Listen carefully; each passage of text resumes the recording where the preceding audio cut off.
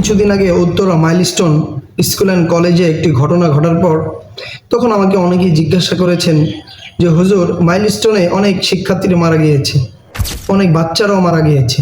তো যারা মারা গিয়েছে, যেসব বাচ্চারা মারা গিয়েছে, তারা কি জান্নাতে যাবে এবং এখন তাদের পরিবারের কি করণীয়?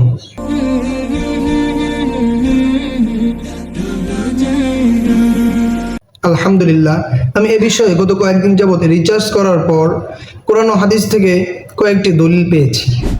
ইনশাল্লাহ সঠিকভাবে আপনাদের সামনে বলার চেষ্টা করব।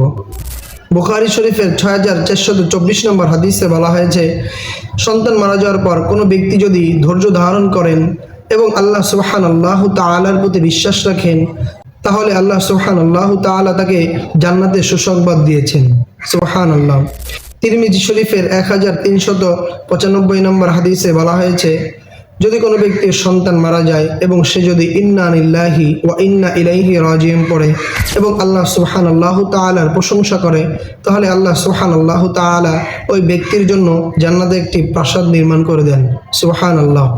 অন্য এক হাদিসে মুসলিম শরীফের 6370 নম্বর হাদিসে বলা হয়েছে, সন্তানরা মারা যাওয়ার পর তারা জান্নাতের দরজা অপেক্ষা করতে থাকেন। তারা হচ্ছে প্রজাপতির মতো, তাদের বাবা মাকে তারা হাত ধরে জান্নাতে নিয়ে যাবেন। সুবহানাল্লাহ।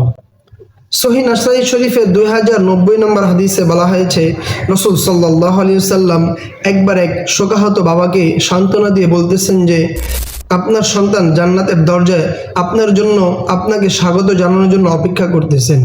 অতএব আপনি ধৈর্য ধারণ করুন এবং আল্লাহর উপরে ভরসা করুন। অর্থাৎ শিশুরা হচ্ছে নিষ্পাপ, শিশুরা মৃত্যুর সাথে সাথে জান্নাতে প্রবেশ করে, আর সেখানেই হযরত ইব্রাহিম আলাইহিস সালামের সঙ্গী হন। এখন আমাদের করণীয় হচ্ছে ধৈর্য ধারণ করা এবং আল্লাহর প্রতি বিশ্বাস স্থাপন করা, আর দোয়া করা আল্লাহ সুবহানাল্লাহু তাআলা যেন আমাদের সন্তানদেরকে হেফাজত করেন এবং জান্নাতে যেন তাদের সাথে আবার পূর্ণ মিলনের জন্য ব্যবস্থা করে দেন। সকলে বলি আমিন।